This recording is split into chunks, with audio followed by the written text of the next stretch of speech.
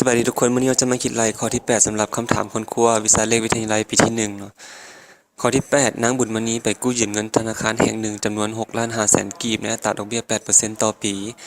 เป็นระยะเวลา3ปี10เดือนกับอีก10วันกับอีก7วันเนาะถามว่าเมื่อครบกำหนดเราจะต้องชำระดอกเบี้ยและเงินทั้งหมดคืนให้ธนาคารจำนวนเท่าใดทีนี้เราเห็นว่าโจทย์ของเราแม่น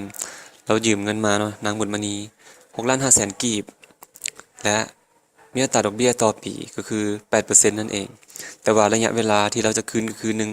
3ปี10เดือนกับอีก7วันเขาบอกว่าจากนี้ไปเนาะหรือว่าจากมื้อที่เรายืมนั้น3ปีอีก10เดือนกับอีก7วันนั้นมันจะไปตกวันที่เท่าใดเนาะจากมื้อที่เรายืมเนาะ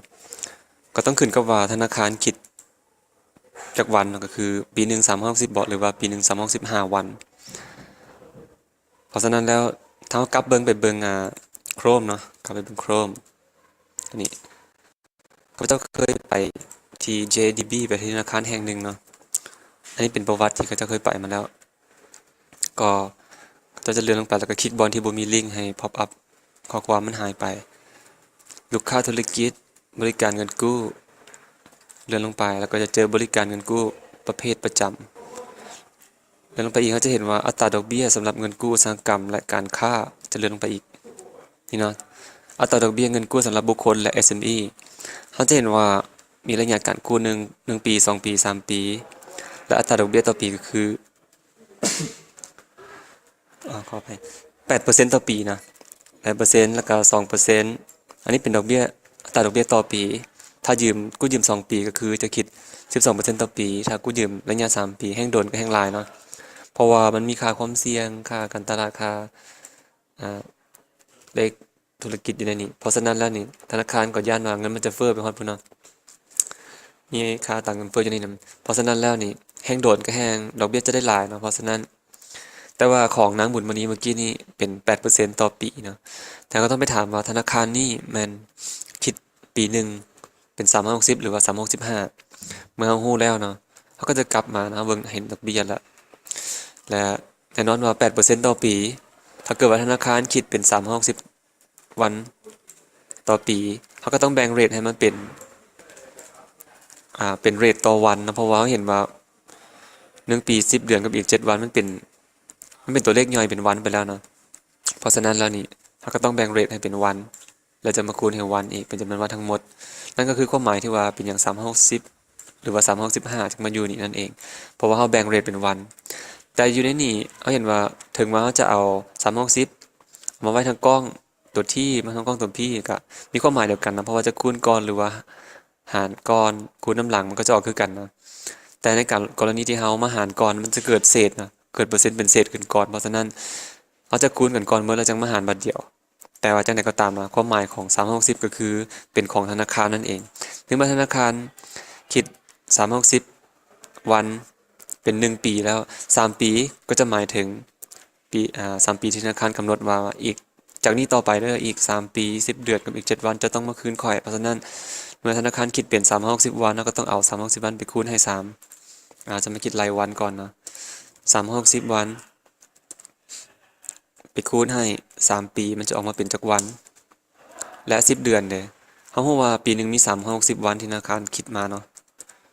และปีหนึงมี12เดือนอีกแต่ละเดือนมันจะมีจักวันเราก็เอา360วันใน1ปีนี้มาปั่นให้12เนาะมาปั่นให้12ก็จะออกมาเป็นจำนวนวันใน1เดือนเพราะในเมื่อจำนวนวันใน1เดือนก็คือ30วันต่อเดือนและ10เดือนมันจะเป็นเท่าใดก็เอา30เนาะไปคูณให้10เดือนก็คือ30นะ10เทื่อก็มาเป็นจำนวนวันเนาะและ7วันก็เอาลงมาคือเก่าทีนี้เราได้แล้วว่าจำนวนวันที่ได้มาจากปีจำนวนวันที่ได้มาจากเดือนและจำนวนวันที่ได้มาจากวันเราก็เอามารวมใส่กันหมดเลยเนาะเราจะซ้ำเนาะเราสามารถเท่ากับได้รวมไปเลยเนาะบวกก็บวกและก็บวกไปเลยมีบวกอย่างอีกนี่ก็คือที่เราได้มา 1,387 วันเมื่อเราได้วันทั้งหมดแล้วที่เกิดขึ้นเนาะเราบ่ฮู้ว่าจากมื้อที่เรายืมไป 1,387 วันจะไปตกวันที่เท่าใดเนาะเราบ่ฮู้เนาะแต่เราก็สามารถคำนวณได้เนาะแต่เราบ่ต้องไปคำนวณตอนนั้น และถ้าเกิดว่าฮอดครบกำหนดนะ1,387 วันที่นางบุญมานีจะต้องเอาเงินไปคืนแล้วเพิ่นว่าธนาคารปิดเนาะฮอดมื้อนั้นเนาะนางบุญมานีก็ต้องเกิดความกังวลว่าธนาคารจะคิดดอกเบี้ยบ่จ่ายเงินล่าช้านี่บ่เป็นหยังเนาะบ่เป็นหยังเพราะว่าในข้อกำหนดก็คือถ้าเกิดว่าธนาคารถึงมื้อที่ธนาคารปิดเนาะจะสามารถไปชำระวันถัดไปที่ธนาคารเปิดทำการนั่นเองก็บ่ต้องเป็นห่วงเรื่องนั้นเลย เพราะฉะนั้นแล้วนั่นก็คือวันพักของธนาคารเนี่ยเนาะต้องไปจ่ายอีกวันที่ธนาคารเปิดทำการถัดไปนั่นเองและเขาได้วันทั้งหมดแล้วก็จะเอามาใส่ละ1,387 วันและดอกเบี้ยก็เป็นดอกเบี้ยต่อปีนะ8%ต่อปีเขาถ้าเขามาหารก่อนมันจะเศษก่อนเนาะเพราะฉะนั้นเขาจะเอาพวกนี้ไปคูณก่อนแล้วจึงมาหารน้ำหลังมันจะเกิดเศษน้อยที่สุดเลยนั่นก็คือความหมายที่ว่า360มาส่วนอยู่ของกล้องนี่เองและเรามาคิดดอกเบี้ยตามสูตรนี้เลยเนาะสูตรนี้เลยเนาะก็เท่ากับเงินที่กู้ยืมมาเนาะไปคูณให้อัตราดอกเบี้ยเนาะแล้วก็ไปคูณให้1,387 วันแล้วก็มาหารให้360ที่ธนาคารคิดว่าเป็น1ปีของธนาคาร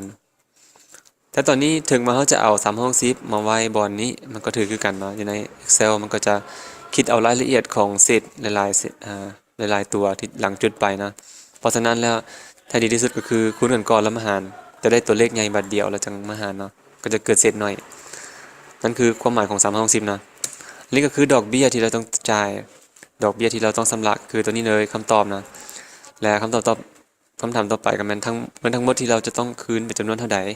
แน่นอนว่าธนาคารคิดดอกเบี้ยธนาคารก็ต้องได้ดอกเบี้ยแล้วก็ได้เงินต้นคืนนะเพราะฉะนั้นเอาดอกเบี้ยไปรวมเงินต้นก็เป็นเงินทั้งหมดที่เราจะต้องคืนนั่นเอง